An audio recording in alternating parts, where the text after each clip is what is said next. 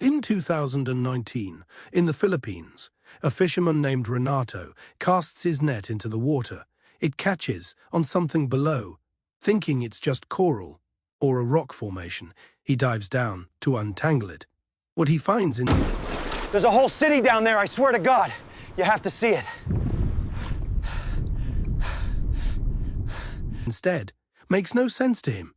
Straight walls, 90-degree corners, repeating geometric patterns, carved stone sitting 60 feet beneath the surface.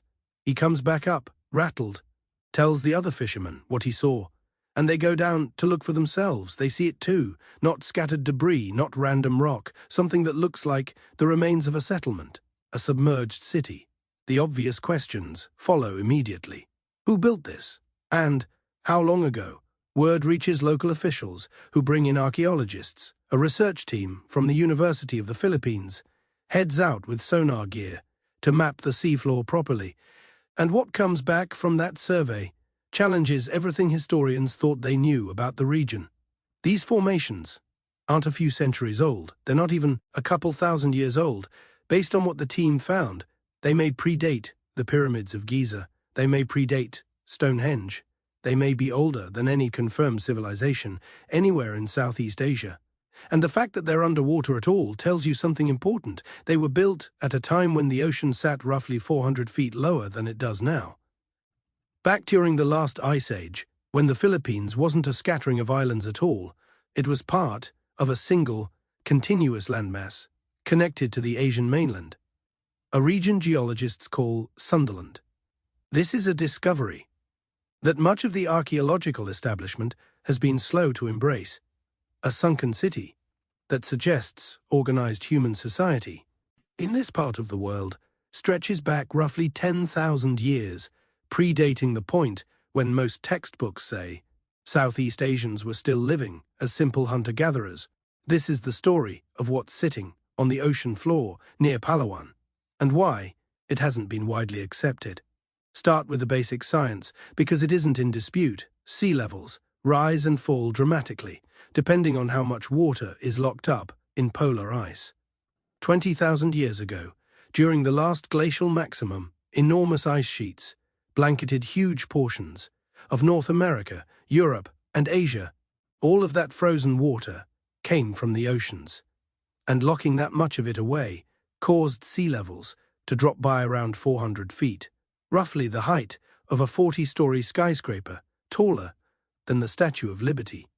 Picture what that meant for this part of the world.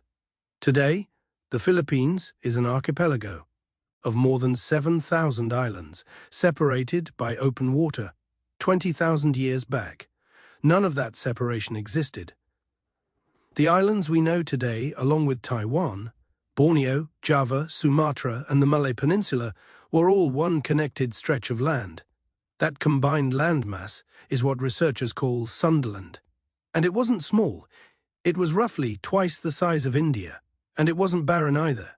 It had tropical forest, river systems, coastal access, everything needed to sustain human life. Here's where the theory gets compelling. If Sundaland existed and people lived there, then as the ice melted and the water rose, every coastal town, every harbor, every riverside settlement those people built would have gone under. Not destroyed exactly, just buried beneath hundreds of feet of ocean. And that is essentially what appears to be sitting off the coast of Palawan right now. So what exactly did the survey teams document? Between 2019 and 2020, repeated dives and sonar passes mapped out structures along Palawan's western shelf. The findings included walls running in straight lines for more than 50 meters, corners meeting at clean right angles, patterns too regular to be coincidental, carved steps descending into what looks like a lower level, stone tools resting in the surrounding sediment, and terraced surfaces resembling platforms used for farming. Now, geology can produce strange natural shapes on its own. Basalt columns and hexagonal rock formations are well documented and can look almost engineered. But this is a different case. Natural rock doesn't typically form repeating right angles. It doesn't form parallel wall structures. It doesn't form staircases. And it doesn't show up next to worked stone tools. The real debate isn't whether people built these structures. It's a question of timing. Organic material recovered from the sediment layers around the site has been carbon dated to somewhere between 8 and 12,000 years old, placing construction between roughly 10,000 and 6,000 BC. For comparison, the Great Pyramid at Giza dates to around 2500 BC Stonehenge to around 3000 BC Göbekli Tepe in modern-day Turkey, widely considered the oldest known megalithic site on Earth, dates to about 9500 BC. If the Palawan dating holds up, these structures are roughly contemporary with Göbekli Tepe. And that timeline has serious implications. The conventional archaeological framework places the birth of organized civilization, meaning settled communities with agriculture and architecture, in the Fertile Crescent, around 10,000 BC, centered on the Tigris and Euphrates river valleys. Southeast Asia, in that same framework, is typically described as still being in a hunter-gatherer stage until perhaps 4000 BC. A 10,000-year-old stone structure in the Philippines doesn't fit neatly into that picture. This connects to what's known as the Sundaland hypothesis, and it's worth being clear that this isn't a fringe idea. The existence of Sundaland as a landmass during the Ice Age is standard accepted geology. What's debated is whether an advanced society developed there. The conventional view holds that people did live on Sundaland, but only as small, mobile groups, without cities, without agriculture, without architecture of any kind. But that view runs into an obvious problem. If Sundaland was livable for over 100,000 years, and modern humans had already reached Southeast Asia more than 50,000 years ago, why would they have stayed at a purely survival level that entire time? With no settlements, no farming, no building, the standard explanation is simply that they hadn't developed the capability yet. But that reasoning is somewhat circular. We assume they weren't advanced because we haven't found proof. Yet the reason we haven't found proof is that the likeliest evidence is sitting underwater. That's the trap. The places people would most likely have settled, coastlines, river mouths, natural harbors, are precisely the places that vanished beneath the rising seas. The evidence isn't necessarily missing. It may simply be submerged, and expeditions are starting to find exactly that. It isn't only Palawan. Similar underwater formations have been reported off Yonaguni in Japan.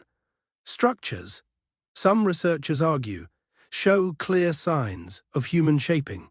Submerged remains near Dwarka, off the coast of India, have been dated by some local researchers to more than 9,000 years old. Underwater formations have also been noted near Cuba and the Bahamas. None of these sites carry full mainstream archaeological endorsement, and one reason critics give is that they simply don't align with the accepted historical timeline, which places the origin of civilization in Mesopotamia, spreading outward to Egypt, then Greece, Rome, and Europe, eventually reaching what's often framed as the less developed regions of the world, including Southeast Asia, the Americas, and Sub-Saharan Africa. That's a heavily Europe-centered version of history, and underwater discoveries like this one are putting real pressure on it. If structures this old exist off Palawan, then civilization may not have originated in a single cradle like Mesopotamia. It may have emerged independently in multiple regions. Or Sundaland itself may have been one of the earliest centers, with its people scattering outward once the flooding began. Several strands of evidence support the broader Sundaland civilization idea. First, genetics. Modern Southeast Asians, Filipinos included, carry genetic signatures showing continuous ancestry stretching back more than 50,000 years, with no evidence of a population being wiped out and replaced. In other words, whoever lived on Sundaland are very likely direct ancestors of people living in the region today, not some vanished, unrelated race. Second, language. The Austronesian language family, which includes Filipino languages, is generally traced back to Taiwan, roughly 5,000 years ago before spreading across the Pacific. But linguists have identified older substrate patterns beneath that layer. Traces of even earlier languages that may be remnants of whatever was spoken on Sundaland before it went underwater. Third, mythology. Flood stories appear across nearly every culture in the region. The Philippines has its own version in the Malacca and Maganda tradition, which includes a great flood. Indonesia, Malaysia, Thailand, and Vietnam all carry similar stories. Mainstream researchers often chalk this up to coincidence or cultural borrowing, but it's worth asking whether these are something closer to inherited memory, oral traditions preserving the actual experience of Sundaland flooding, passed down across hundreds of generations. Fourth, tool records.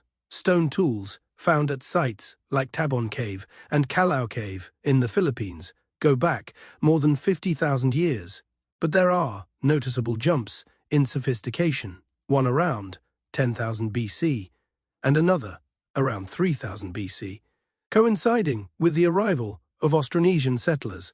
Standard archaeology attributes this to gradual, ordinary technological progress, but another possibility is that the more advanced tools from the earlier jump are sitting on the sea floor, and what's been found so far on land represents only the simpler inland toolkit that never went underwater. Fifth, the Palawan structures themselves. The terracing identified in the Sonar surveys closely resembles agricultural terracing found at known ancient sites elsewhere in the world. Building terraces requires real technical knowledge.